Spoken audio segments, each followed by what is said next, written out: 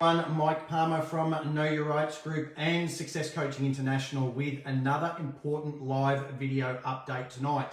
Now, I know that not everybody who watches these live videos also listens into our radio show each Tuesday night. So I'm just going to quickly recap on a couple of things that I said on the other night's show, but also add some information to that, which I think is very important for people to start really getting their heads around. Now, firstly, there's the article that we touched on that details the 10 fatal flaws with the current method of testing for COVID, and we have uploaded that to our vaccinations page. So anyone who wants to follow this article, read it for themselves, please go to knowyourrightsgroup.com.au/vaccinations and you can read it. So this is the article there. You can see it there. It's entitled "A Global Team of Experts has found 10 fatal flaws in the main test for COVID and is demanding it's urgently axed as they should." Now, I'm not going to read the whole article, it's 2 pages, but these are the 10 deadly sins that they refer to. And this is what it says: among the fatal flaws that totally invalidate the PCR testing protocol are that the test is non-specific due to erroneous primer design, is enormously variable, cannot discriminate between the whole virus and viral fragments, has no positive or negative controls, has no standard operating procedure, and does not seem to have been properly peer reviewed. So these are major faults and flaws with that current system of COVID testing. So please make sure you go and read that full article for yourselves so you understand what all the other points are. Now, there was another article that we also touched on Tuesday night, and that was all about why you must skip the COVID vaccine when it's made available. Now, again, this one's 3 pages long. I'm not going to read all 3 pages, but as you can see here, there's 4 key points. All right, 4 key points that everyone needs to be aware of. Now, this article is entitled, "Here's Why You Should Skip the COVID Vaccine." And this is what it says right at the top of the article. "The new COVID vaccines will make billions of dollars for the big pharmaceutical companies, but here's what they won't do. Number 1, the vaccines will not cure COVID. Number 2, the vaccines will not prevent people from contracting COVID. Number 3, the vaccines will not prevent COVID-related hospitalizations. And finally, the vaccines will not prevent COVID-caused deaths." Now, I know what you're thinking. You're thinking, if the vaccine does not protect me from getting COVID or dying from COVID, then why should I take it? And the answer, of course, is that you absolutely should not.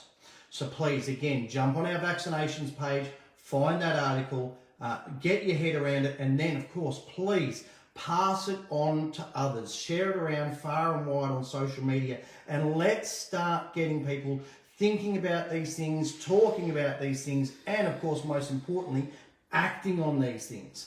Okay, so all of those have been uploaded to our vaccinations page. And again, I want to ask the question, and I'm going to keep asking this question until people start to use their brains and think and come up with an answer one way or the other. I don't care what you come up with, but you've got to ask this question and be able to answer it logically, sensibly, scientifically, and medically. Okay, why are we even considering a vaccination against a virus that even the mainstream media admits 99% of people will not contract even without a vaccine, and 99% of the people that do contract it will fully recover? If you can't answer that question, then you need to do some more research and you need to do some investigation, because the media are pushing this narrative every single day. They're putting out articles conditioning people to get this vaccine. So we, the awakened, the informed people, we need to just send out as many articles via as many different platforms to as many different people as we can, okay, to try and combat that media propaganda, okay, and finally, hopefully get people to start questioning the mainstream media, okay, and then, of course, to start formally challenging that mainstream official narrative. Now, again, as I keep saying, one of the best ways to do that is to grab our ebook, okay, the Essential Step-by-Step Manual for Understanding and Exercising Your Rights, okay? turn to bonus chapter 1, mandatory vaccinations. Okay, it starts on page 73. Okay, get the My Will letter. This has been specifically formulated and written and drafted. Okay, it's been in technical terms that make a lot of legal sense, and use that as the template. Okay, and send that off to your members of parliament, send it off to the health minister, send it off to the chief health officer, but also send it off to the media, send it off to corporations like Qantas and Ticketmaster and those corporations that say you're not going to be able to engage with us unless you've had this COVID vaccine. Send off those My Will letters and start asking them some of these questions. All right, now some other really great points to raise. Okay, one of the ones is about the studies on the vaccine in relation to breastfeeding mothers. Now, I don't have a copy of this, but I do have it on my iPad. You can try and look it up. It's called Breastfeed Alert for Vaccine. Now, this is what it says. Breastfeeding mothers will not be able to take the Pfizer coronavirus vaccine, regulatory documents state. Authorization papers for the vaccine published by the Medicines and Health Products Regulatory Agency in the United Kingdom, where they've already started giving people vaccinations, okay, revealed any mother breastfeeding a child will be excluded from the vaccination program on safety grounds. Okay, so what other groups should be excluded on safety grounds? Okay, pregnant women have also been told they cannot have the Pfizer-BioNTech jab, and any woman who does receive it should try not to conceive for at least 2 months after their second dose. It goes on and says the documents also confirm that children under the age of 16 should not be vaccinated. This should be cause for great alarm and great concern. Please read up on this stuff. Okay, I saw a really good meme that was doing the rounds on Facebook, and it said it really well, and it said, imagine a vaccine so safe that you have to be threatened to take it for a disease that's so deadly that you have to be tested to know that you even have it. Okay, and that really does spell it out really quite clearly, I think. Now, there's another one that made a lot of sense to me, and hopefully these sort of messages, these memes, whatever you want to call it, these are the sort of things that you can pass on to family members, friends who may not be, quite on the same page yet, but at least hopefully get them thinking about these things. So this is what it said. Do you honestly believe that in 70 years of research and development, we have a 40% effective flu shot, but in just 10 months, we supposedly have a 95% effective coronavirus vaccine against the deadliest pandemic in modern times that was so bad it shut down most of the entire world? Does that make sense to any of you watching this video right now? Because it certainly doesn't make any sense to me. And I would go one step further, okay, and I would add to that despite the 70 years of research that we've got in the development of the flu vaccine, tens of thousands, if not hundreds of thousands of people still die from the flu each and every year. So seriously, how effective is a vaccine that's been rushed through in 10 months really going to be against a virus that the media tells us is so deadly and super contagious? Okay, it just doesn't add up. Okay, now I also urge you all to keep in mind the media articles that came out only just a few months ago about the severe reactions that some people had during some of the coronavirus vaccine testing and trials. Okay, now the media, of course, has gone quite quiet on all of that, not surprising, but in fact they've gone one step further now and they're actually twisting things around, and they are admitting, yes, well, there were some adverse reactions to some of the vaccine tests, but it's actually nothing to worry about. Really? Well, here's one article that gets it right, and again, you can look these up for yourselves, and I urge you to read them. It says, Pfizer COVID vaccine sparks allergic reactions. People with a history of allergic reactions must now avoid the Pfizer COVID vaccine after 2 health workers suffered symptoms after getting the shot. So anyone who suffers any sort of allergies, okay, go and look up that article, and there is your out against getting the vaccine. Now, this is the one that's of concern, and this is entitled FDA Publishes first peer-reviewed report on Pfizer trial as Britain rolls out COVID vaccine. Now, they're telling you in black and white, listen to this. 6 people died in Pfizer's late-stage trial of the COVID-19 vaccine. The US Food and Drug Administration has revealed just hours after Britain became the first country in the world to roll out the vaccine. But, according to mainstream media, the deaths are said to raise no new safety issues or questions about the vaccine's effectiveness, because all represented events that occurred in the general population at a similar rate, the FDA concluded. Now, let me expand on that, because this is what they say. Now, think about this, people. All deaths, okay, and these are the ones that they're talking about from the vaccine trials, all deaths represent events that occur in the general population of the age groups where they occurred at a similar rate. Isn't that exactly what's been going on anyway? What did the media say day in, day out for 3 months? Oh, a 70-year-old has died of COVID, an 80-year-old has died of COVID, a 90-year-old has died of COVID. These people were dying all day, every day anyway. But now, when we're trying to make this point to people that COVID isn't killing anybody, these people were just dying of old age and natural causes and cancer and flu and other things, but no, they were all, referred to as COVID deaths. Now, the mainstream media are twisting this completely 180 degrees around and say, oh, no, we don't need to consider this a safety issue just because they died after taking the COVID vaccine. No, because those deaths were happening in those age groups anyway.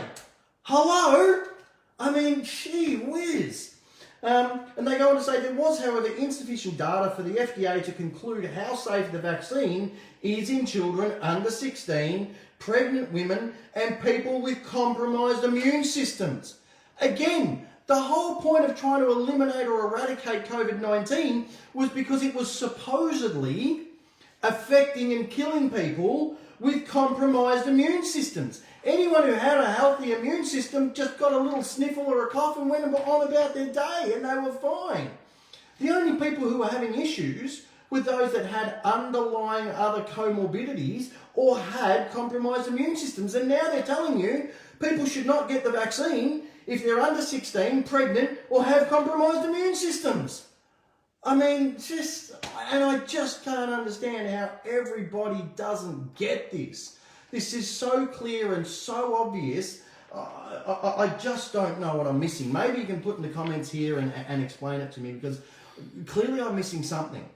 This is so obvious to me, and I cannot understand how everybody doesn't get it and how everybody is not up in arms, okay, and taking to the streets, or at least taking to pen and paper and bombarding, MPs, chief health officers, premiers, and all the rest of it with these My Will letters. It's so, so important. Okay, so, I really want people to understand the importance, okay, of starting to look into this now. Okay, don't leave it. The reality is this is just around the corner. They're already starting to inject people, as I said, right now in the UK today. Okay, so you can bet your bottom dollar this is only going to happen and really start getting ramped up early in the year right here in Australia.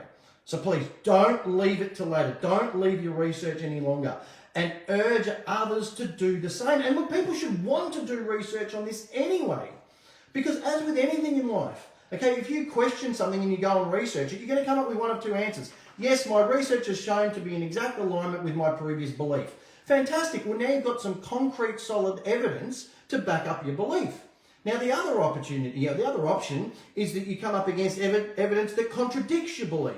Well, hopefully, if you've got half a brain, you can look at that evidence and go, all right, well, this doesn't add up with my belief, so I'm going to look into this further, and I'm going to create a belief that is based on sound medical scientific advice. Okay? Now, again, I said this, I think, on my last video. Just the fact that there is so much argument about the validity of COVID-19, about the effectiveness of vaccines, from educated people, from doctors, nurses, medically trained people. Just that fact alone should cause you to want to research this, because seriously, they didn't have all these arguments with doctors and nurses about the bubonic plague. People were just dropping down dead, okay? So just that fact alone should cause you to want to look into this, and I urge you all to please start doing that seriously and urge those that you care about to do the same thing. Now, if all of that wasn't enough, okay, there's one final reason that I really think we need to pay careful attention to this and really start to think about this now. Now, this is, of course, said partially tongue-in-cheek, so please be aware of that, okay? But please take note, because these are important facts from the mainstream media for people to take note of. Now, in Victoria, we've gone some 40 days now with 0 cases, no new cases at all, okay? Which, according to Daniel Andrews' definition, means that we have formally eradicated the virus. So, first and foremost, why do we need to vaccinate against a virus that's been eradicated is beyond me. Okay, but it's actually worse than that. You see, I've heard a number of reports. I've just, been catching snippets of the media, radio, TV, things like that over the past few weeks, and I've heard of a number of reports of well-known people, celebrities, stuff like that, dying of cancer. Okay, which is a really great concern because back just a few months ago, we had eradicated seemingly things like flu and cancer. No one was dying of those things. They were only ever dying of COVID. Now, if any of you have had a family member or a loved one die of cancer, you will know that it's a terrible disease. It's often drawn out over many years and can in a lot of cases be very, very painful. Now, COVID has been around for less than a year, and most people, according to the media, who died of COVID, did so within a relatively short time of contracting it. So why on earth would we want to vaccinate against COVID? Surely it would be better for people to get COVID and die in a few months than get cancer and die over many, many years, which is something that COVID seemingly cured. I don't know, something for people to think about anyway. And as I said, I do say that partially tongue-in-cheek. But again, look at the facts, look at the figures. There was no flu deaths, no cancer deaths, everyone was dying of COVID. Now we've magically eradicated COVID, and people are dying of all these things all of a sudden again. Anyway, I want to finish off tonight by just reminding everyone about the really great testimonial that I read out on the last video update. If you missed that, please go and watch it. The title of that video was Some Great Ways We Can Help You. And one of our members who only came across our book and our information earlier on this year went through all the chapters and he applied all the different strategies from that book, and I believe he also has the Aussie Speeding Fines book and the Bank Secrets Revealed book as well, and he'll be able to confirm that for us. But he went about furiously applying all of these strategies to a whole lot of different areas in his life, and he had some really, really great success. Well, he very kindly this week sent us a lovely bottle of scotch and a lovely panettone, and we now have a new mascot for the Know Your Rights group, and this was his accompanying letter. Hey Mike, thanks again and enjoy the goodies. I couldn't resist including your own personal muzzled Muppet. You may consider using it for future videos. Cheers, Mark. So there he is with his lovely I Stand With Dan on the front and Protesting Is Stupid on the back. He's got his lovely mask on. And look, we're going to use this because this is going to sit on our desk now, and it's going to be a reminder that no matter how hard we try, okay, no matter how much truly life-changing information we put out there for people to access, okay, no matter what we do, there are still going to be people who choose to blindly buy into the media propaganda, who choose to blindly obey the government and wear their masks, okay, and wander around like completely muzzled Muppets, okay? And our job is to get through to these types of people. So a huge thank you to Mark for sending that through to us. It's obviously brought a great smile to our face, and that'll be a reminder for us to keep doing the work that we're doing. And please, if anybody, I don't usually do these on these videos, but if anyone's looking for any guitar services, please do contact Mark at Pro Guitar Setups in Donvale. Mention that you saw him on the Know Your Rights group. I'm sure he will look after you. So just before I sign off on tonight's video, I know it's been a little bit longer, but I do want to remind everyone, Australia Post have made it clear the 19th of December is the absolute last cut-off day, okay, for all orders. So if you want to get one of these books, okay, to learn about your rights, if you want to learn how to challenge all unjust and unlawful fines, if you want to learn how to discharge any personal loans, credit cards, you want to learn the truth about the banking fraud, please go to the links that are in the description, grab these books. You can get them individually, you can get them as a combo set now. All combo sets include now 2 of our Know Your Rights tote bags.